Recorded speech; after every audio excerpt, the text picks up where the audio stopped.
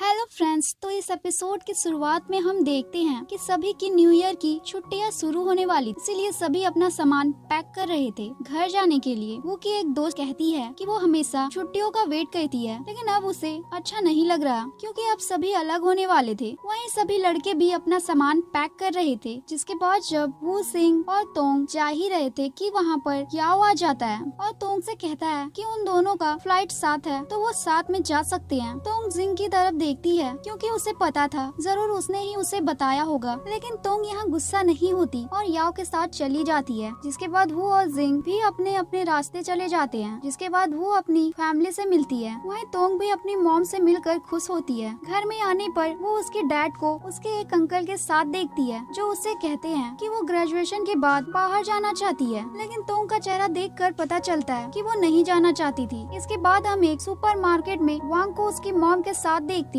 वहीं वैन भी उसके मॉम के साथ वहाँ आया था। दोनों की मॉम वहाँ मिलकर बात करने लगती है और वो अपने बच्चों के बारे में ही बात कर रहे थे, जिससे वांग और वैन दोनों को ही अजीब लगने लगा था। वहीं याओ को हम उसकी ग्रैंड माँ के साथ देखते हैं, जहाँ याओ उनसे कह रहा था उसकी एक गर्लफ्रेंड है। उसकी ग्रैंड माँ कहती है वो कब उसे उनसे मिलवाएगा। वो कहता है बहुत जल्दी मिलवाएगा। ग्रैंड माँ याओ से कहती है वो अपने डैड से बात नहीं करेगा क्या, कि तभी उसके डैड वहाँ आ जाते हैं। लेकिन याओ अपने रूम में जाकर गेट बंद कर लेता है। वो अपने डैड से गुस्सा था क्योंकि वो फैमिली से ज्यादा अपने पैसों के बारे में सोचते थे। याओ अपनी मॉम की फोटो देखकर इमोशनल हो जाता है। वहीं वो अपनी फैमिली के साथ खुश होकर डिनर करती है। यहाँ उसके पेरेंट उससे कहते हैं कि अब तक उसका कोई बॉयफ्रेंड तो बन ही गया होगा। वो अपने पेरेंट्स को चुप होने को कहती है। दरअसल पेरेंट्स बस उसे थोड़ा सा चिढ़ा रहे थे। जिसके बाद वो और सभी दोस्त एक साथ वीडियो कॉल पर बातें करते हैं, लेकिन थोड़ी देर बाद वो को गाँव की याद आती है क्योंकि वो वीडियो कॉल पर नहीं था। वहीं गाँव अपने घर में अपने डैड के साथ बैठा था। जिसके बाद उसे वो का कॉल आता है। वो उससे कहती है कि न्यू ईयर होने वाला है और तभी वहाँ आसमान में फायर क्रैकर्स चलने लगते हैं। वो उन क्रैकर्स की आवाज गाँव को सुनाती है और हैप्पी न्यू ईयर कहती है और गाँव को भी ये अच्छा लगता है। न्यू ईयर खत्म होने के बाद सभी वापस यूनिवर्सिटी आ जाते हैं। हमें पता चलता है सभी का दूसरा सेमेस्टर खत्म हो चुका है, इसीलिए प्रोफेसर जो एक मीटिंग करने को कहते हैं। जिसके बाद सभी एक साथ एक फोटो लेते हैं, लेकिन एंड टाइम पर वो और गाँव का चेहरा एक दूसरे की तरफ होता है कि तभी फोटो क्लिक हो जाती है। इसके बाद रूम में आने पर वैन अपना आईडी गाँव और सन को दिखाता है कि वो अब एक दूसरी आईडी बनवा सकता है। सन कहता है 2 साल में वो 18 हो जाएगा। जिसके बाद याओ कहता है कि क्या वो वापस लौटने पर कुछ न्यू ईयर के गिफ्ट्स नहीं लाए हैं। जिसके बाद याओ गाँव के टेबल पर कुछ सामान देखता है। वहीं तोंग वो वांग जिंग को कपड़े देती है न्यू ईयर गिफ्ट के तौर पर। फिर वांग भी कुछ गिफ्ट्स देती है जो कि वो लाई थी। तभी जिंग उन्हें वो फोटो दिखाते हैं जिसमें सभी थे और उसमें वो और गाँव एक दूसरे की तरफ ही देख रहे थे। हम गाँव के दोस्तों को देखते हैं जो उसकी रखी चॉकलेट खा रहे थे, ये सोचकर कि वो उनके लिए लाया है। तभी गाँव आ जाता है और उसके चेहरे से नहीं लगता कि वो उनके लिए वो चॉकलेट लाया था। वहीं तोंग वो से पूछती है कि गाँव ने उसे वैलेंटाइन डे के दिन बाहर बुलाया है। वो कहती है ऐसा कुछ नहीं है। तोंग कहती है वो क्यों नहीं पूछती उससे बाहर चलने के लिए। वहीं गाँव वैन और याओ जा ही रहे थे कि तभी वो वहाँ एक कपल को देखते हैं। इसके बाद हम जिंग को देखते हैं जो बार बार वो का फोन देख रही थी, लेकिन गाँव का कोई मैसेज नहीं आया था। वहीं हम गाँव को देखते हैं जो वो को मैसेज लिख रहा था और सोच रहा था सेंड करूँ या नहीं। कि तभी वैन उससे पूछता है वो क्या कर रहा है। जैसे ही गाँव उसे देखता है मैसेज सेंड हो जाता है और उसने लिखा था कि क्या वो 13 तारीख को फ्री है। कि तभी गाँव आगे लिख देता है उसे उसको एक बुक देनी है। वो कहती है उसे क्या करना चाहिए। तो कहती है अगर वो उसे प्रपोज करे तो वो उसे एक्सेप्ट कर ले, लेकिन इससे पहले वो को उसका लुक चेंज करने को कहती है। इसीलिए वो उसे मॉल में ले जाती है और उसे ड्रेस चेक करने को कहती है। वो बहुत सारी ड्रेस चेक करती है, लेकिन तोंग को कोई पसंद नहीं आता। बहुत थकने के बाद तोंग को उसके ऊपर एक ड्रेस अच्छी लगती है। दूसरी तरफ हम याओ को कुछ बंदों के साथ देखते हैं। वहीं गाँव कुछ स्टूडेंट को पढ़ा रहा था। याओ गाँव को कॉल करके 300 युवान मांगता है, लेकिन वो बिजी था। इसके बाद याओ सन को कॉल करता है, उसका फोन दूर रखा था। वहीं तोंग वो के हेयर सही करने लाई थी कि तभी उसे याओ का कॉल आता है। उसे पता चलता है वो मुसीबत में है, तो वो आकर सभी बंदों को बहुत मारती है। जिसके बाद दोनों उनसे बचकर भागते हैं। बहुत भागने के बाद वो कैसे तो उनसे बच ही जाते हैं। अब रूम में वापस आने पर वो तोंग से माफी मांगती है क्योंकि तोंग ने बहुत मेहनत करी थी उसके लिए, लेकिन तोंग कहती है वो नाराज नहीं है, लेकिन वो नाराज थी इसलिए वो गुस्सा कर देती है। रात को वो नींद नहीं आती तो वो तोंग के पास जाती है और उससे कहती है कि क्या वो अभी नाराज है उससे। तोंग कहती है वो अब नाराज नहीं है उससे। वहीं गाँव वो के लिए एक सतेतो स्कोप लेकर आया था उसे गिफ्ट के तौर पर देने देने के लिए। वहीं तोंग वो को अच्छे से रेडी करती है, जिसके बाद वो गाओ के पास आ जाती है, जहाँ गाओ उसे आते ही एक बुक देता है। वहीं दूर हम याओ और वैन को देखते हैं, जो जैसे ही इन दोनों को साथ देखते हैं इनके पास आ जाते हैं और खुद तो आते ही हैं, बाकी दोस्तों को भी कॉल करके वहीं बुला लेते हैं। गाओ ने तो कुछ और ही सोचा था और उसी के दोस्त ने सब कुछ खराब कर दिया था। जिसके बाद सभी साथ बैठकर खाना खाते हैं। जब वो खा रहे थे तो सन तो बार बार उसे कह रहा था कि उसने आज मेकअप ज्यादा नहीं किया। ये देखकर जिन को गुस्सा आता है तो वो भी उसके बारे में उल्टा बोलने लगती है, जो सुनकर सन को तो बहुत जल्दी बुरा लग जाता है। वहीं हम प्रोफेसर जू को प्रोफेसर यांग के साथ देखते हैं। जिसके बाद तोंग बाहर आती है तो याओ उसके पास आता है रोज लेकर। याओ तोंग से कहता है उसने द लिटिल प्रिंसेस स्टोरी पढ़ी है। तोंग भी कहती है उसने भी वो स्टोरी पढ़ी है और वो जानती है उसमें क्या हुआ था। जिसके बाद वो थोड़ी इमोशनल होकर वापस अंदर आ जाती है। अब जाते वक्त गाओ वो गिफ्ट वो को देने ही वाला था कि तभी वैन वहाँ पर बैठी वांग को प्रपोज कर देता है, जिससे वांग अनकंफर्टेबल हो जाती है और वहाँ से चली जाती है वैन को मना करके। इसीलिए गाओ भी गिफ्ट नहीं दे पाता।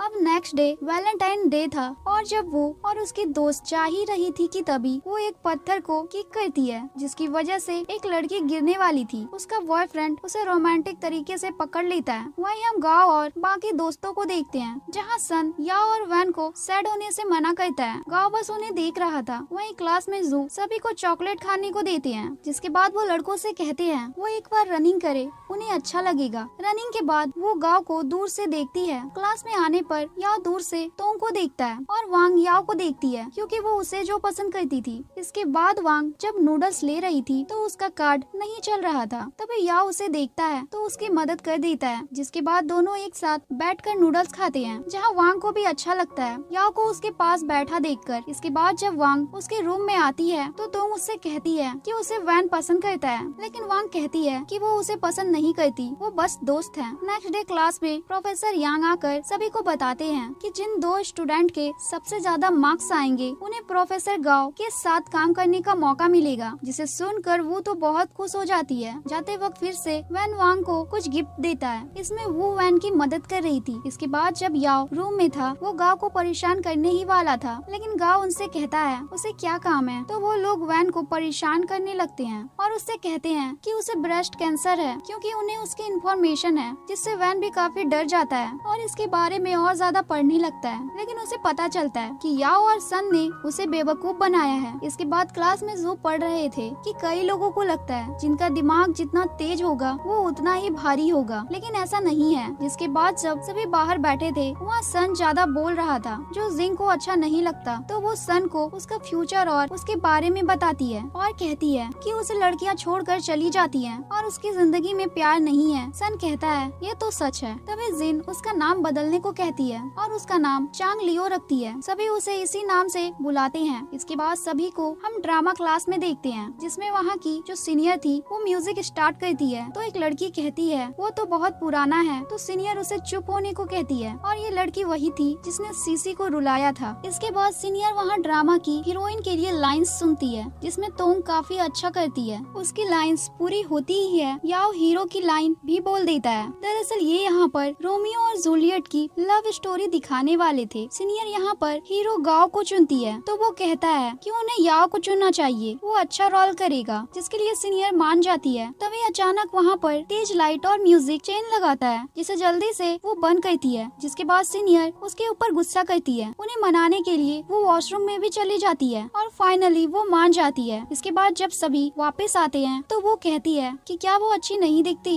तो तोंग उसके बालों को ठीक करती है। जब तोंग उसका मेकअप कर रही थी तो वो मना करती है और वो बिगड़ जाता है। इसीलिए वो तोंग को गुस्से से नहीं प्यार से डांटती है। दरअसल वो बस एक्टिंग कर रही थी। फिर जिंग भी एक्टिंग करते हुए वो को रोकती है। जिसके बाद तोंग भी पीछे नहीं रहती और वो भी एक्टिंग करना शुरू कर देती है। और फिर वांग भी आ जाती है और साथ में ये लोग डांस करते हैं और मजे करते हैं। वहीं रात को गाओ अपने घर आ जाता है। वो चुपके से जा ही रहा था कि तभी उसके डैड वहाँ आ जाते हैं। नेक्स्ट डे हम सभी को ड्रामा क्लास में देखते हैं। हम याओ को देखते हैं, जिससे टोंग के सामने एक्टिंग नहीं होती। रूम में आने पर भी वो अकेला बैठा बस यही सोच रहा था। इसके बाद याओ एक जगह आ जाता है और वहाँ उसे एक अजीब आदमी मिलता है। दरअसल याओ यहाँ एक्टिंग की प्रॉब्लम को लेकर वहाँ आया था, जिसके लिए वो आदमी उससे कहता है कि उसे तो सबसे अच्छा एक्टर नजर आ रहा है। साथ ही वो आदमी याओ को $10 में एक बुक देता है, लेकिन लेने के बाद याओ देखता है इस बुक में ज्यादा कुछ नहीं था, बस आगे बढ़ने के इंस्ट्रक्शन थे। इसके बाद हम देख पाते हैं उस आदमी को प्रोफेसर जू ने ही भेजा था। इसके बाद हम ड्रामा वाला दिन देखते हैं जहाँ हम तोंग को देखते हैं जो काफी ज्यादा अच्छी एक्टिंग करती है। तोंग अपने प्यार की कब्र पर आकर बहुत ज्यादा दुखी होती है। वो वहाँ कुछ लिखती ही है कि तभी बादल गरजने लगते हैं और उस ग्रेप से एक रास्ता बन जाता है और तोंग भी वहाँ अपने प्यार के पास चली जाती है। लेकिन अब भी सीनियर को कुछ कमी लगती है। वो तोंग को आसमान में उड़ने को कहती है, लेकिन तोंग को इससे डर लगता है। लेकिन वहाँ जो एक बुरी लड़की थी वो कहती है वो कर सकती है, लेकिन सीनियर जानती थी उससे एक्टिंग नहीं होने वाली। उसे तो एक लाइन भी याद नहीं थी। तभी याओ सीनियर से कहता है तोंग का फोबिया वो 2 दिनों में खत्म करवा देगा। फिर सभी चले जाते हैं और वो बुरी लड़की ऊपर ही लटकी रह जाती है। वापस आने पर वो तोंग को उल्टा करवाकर उसका डर खत्म कर रही थी। वहीं याओ सोच रहा था